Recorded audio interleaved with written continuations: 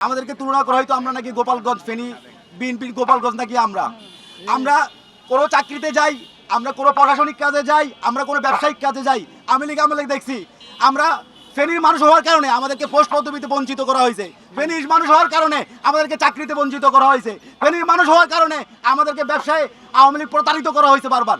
কিন্তু দুর্ভাগ্যজনক হলো সত্য, এই বর্তমান নির্বাচিত সরকার এর প্রধানমন্ত্রী তারেক রহমান এবং কি ভোটের 2 দিন আগেও ফেনীতে থেকে উনি সবার সামনে ঘোষণা দিলেন যে ফেনীতে একটা মেডিকেল কলেজ দিবেন। বাংলাদেশের বর্তমান প্রধানমন্ত্রী বেগম খালেদা জিয়ার সুযোগ্য পুত্র ফেনীতে বসে এত মানুষের সামনে প্রতিশ্রুতি দেওয়ার পরেও আমরা মন্ত্রীর মুখে শুনতে হচ্ছে ফেনীতে নাকি মেডিকেল কলেজ হবে না। এটা দুর্ভাগ্য আমাদের। বাংলাদেশে যদি অন্য কোনো জেলায় নতুন করে বিশ্ববিদ্যালয় করা হয় আর ফেনীর বিষয়টি বিবেচনা করা না হয়, তাহলে আমরা ফেনীকে জেলা করার জন্য যেভাবে আমরা সড়ক পথ এবং রেলপথ অবরোধ করেছিলাম, ফেনীর মানুষ সড়ক পথ রেলপথ অবরোধ করে আমরা আমাদের মেডিকেল কলেজ এবং বিশ্ববিদ্যালয়ের দাবি আদায় করতে বাধ্য হব। যখন সরকার তৎকালীন বিএনপি সরকার যখন বেসরকারি মেডিকেল কলেজের অনুমোদন দিয়েছিলেন, তখন সারা বাংলাদেশে যে 4টি মেডিকেল কলেজ প্রতিষ্ঠিত হয়েছিল তার ভিতরে ফেনী মেডিকেল কলেজ নামে একটি মেডিকেল কলেজ প্রতিষ্ঠিত হয়েছিল।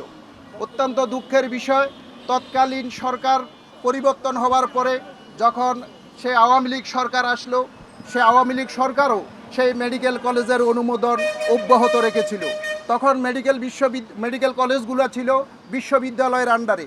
আমরা তখন সেই বেসরকারি মেডিকেল কলেজের চট্টগ্রাম বিশ্ববিদ্যালয়ের আন্ডারে ছিলাম। আমি তখন চট্টগ্রাম বিশ্ববিদ্যালয়ের ছাত্র। সেই সময় এই ফেনীর কিছু গডফাদার যারা প্রতিষ্ঠানের বিপক্ষে সারাক্ষণ কাজ করে, যারা এই দেশের মানুষকে শিক্ষা প্রতিষ্ঠান থেকে ছেলেমেয়েদেরকে বিরত রেখে তাদের সন্ত্রাসী কার্যকলাপের দিকে নিয়ে ধাবিত করতে চায়, সেই উদ্দেশ্য নিয়ে তারা ফেনী মেডিকেল কলেজটি বন্ধ করে দেয়। পরবর্তীতে আমরা 2012 সালেও আবার পুনরায় মেডিকেল কলেজটি চালু করার জন্য মন্ত্রণালয়ে আমরা দরখাস্ত করেছিলাম। এরপরে সেটি তাও সম্ভব হয়নি। শুধু একমাত্র ফেনীতে বেগম খালেদা জিয়ার বাপের বাড়ি হওয়ার কারণে, ফেনীর মানুষ বিএনপি এবং জামাতি হওয়ার কারণে সেইখানে মেডিকেল কলেজ করা সম্ভব হয়নি। যে আমাদের ফেনীতে শুধু সন্তান জন্ম দিতে গিয়ে প্রতি বছর অসংখ্য নারীকে মৃত্যুবরণ করতে হয়। সন্তান জন্ম দেওয়া এত মামুলি ব্যাপার, যেটির কারণেও আমাদের এখানে শুধু চিকিৎসাহীনতা, শুধু চিকিৎসার সুব্যবস্থা না থাকার কারণে আমাদের মায়েরা জীবন দিচ্ছে। আমাদের ন্যূনতম ডায়াবেটিসে নীল হয়ে যাওয়া, ডায়াবেটিস কারো লো হয়ে গেলে সেই চিকিৎসা পাই না আমরা, সেটা পাওয়ার মতো প্রতিষ্ঠানও আমাদের সেখানে নাই, যার কারণে আমাদের দেয়ালে পিঠ থেকে গেছে। আমরা দেয়ালে পিঠ থেকে যাওয়ার কারণেই মাঠে নেমেছি। আমরা আজকে প্রথম নামি নাই, আমরা আবারও স্মরণ করিয়ে দিচ্ছি, আমরা অন্তর্বর্তী সরকারের আগেও এই দাবিতে রাস্তায় নেমেছি। অন্তর্বর্তী সরকারের পুরো সময় আমরা রাস্তায় নেমেছি। আমরা বারবার সরকারের দৃষ্টি আকর্ষণ করেছি। আমরা আশার আলো দেখেছিলাম আমাদের বর্তমান প্রধানমন্ত্রী যখন আমাদের ফেনীতে দাঁড়িয়ে বলেছেন ফেনীকে তিনি মেডিকেল কলেজ দিবেন, তিনি লাল পোলে ফ্লাইওভার করে দিবেন বলেছিলেন, বিশ্ববিদ্যালয় করে দিবেন বলেছিলেন। আমরা তার মুখে এই কথা শুনে আমরা আশ্বস্ত হয়েছিলাম। ফেনীর মানুষ আশ্বস্ত হয়ে ফেনীর 3টি আসন 3টিই তাকে উপহার দিয়েছেন। কিন্তু এখন যদি সেই বক্তব্য ঘুরে যায়, এটি ফেনীবাসীর জন্য দুঃখের, আরও বেশি দুঃখের এই কারণ গত 17 বছর ফেনী কোনো উন্নয়ন পায়নি। শুধু আমাদের বর্তমান প্রধানমন্ত্রী তারেক রহমানের নানার বাড়ি অর্থাৎ সাবেক প্রধানমন্ত্রী বেগম খালেদা জিয়ার নিজ জন্মস্থান বলে। জাতীয় সংসদে ফেনীতে মেডিকেল কলেজ বাস্তবায়নের জন্য ফেনী 2 আসনের সংসদ সদস্য কর্তৃক উত্থাপিত হয়েছিল। কিন্তু দুঃখজনক হলেও সত্য, স্পিকারের বেঞ্চ থেকে বলা হলো আপনি এটা প্রত্যাহার করুন। বাংলাদেশের 8টি মেডিকেল কলেজ বাস্তবায়নের জন্য প্রথম সারিতে এসেছে, কিন্তু সেই 8টি মেডিকেল কলেজের ভিতরে ফেনীর নাম নেই। এটি আমাদের জন্য অত্যন্ত দুঃখজনক, এটি দেশের জন্য দুঃখজনক। আমরা দেখতে পেলাম যে সংসদের মতো একটা গুরুত্বপূর্ণ জায়গায় একটা জনদাবিকে কিভাবে এই সরকারের স্বাস্থ্যমন্ত্রী প্রত্যাখ্যান করলেন। এই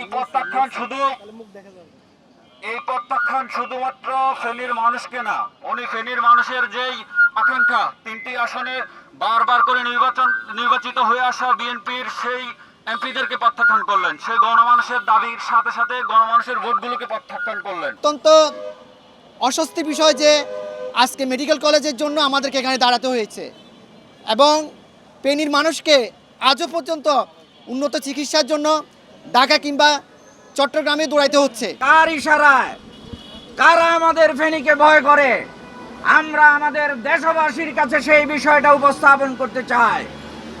আমরা ফেনীর শান্তিপ্রিয় মানুষ আজকে এখানে প্রেস ক্লাবে উপস্থিত হয়েছি সেই দাবি নিয়ে। আমাদের দাবিকে কোনোভাবে আপনারা দুর্বল মনে করবেন না।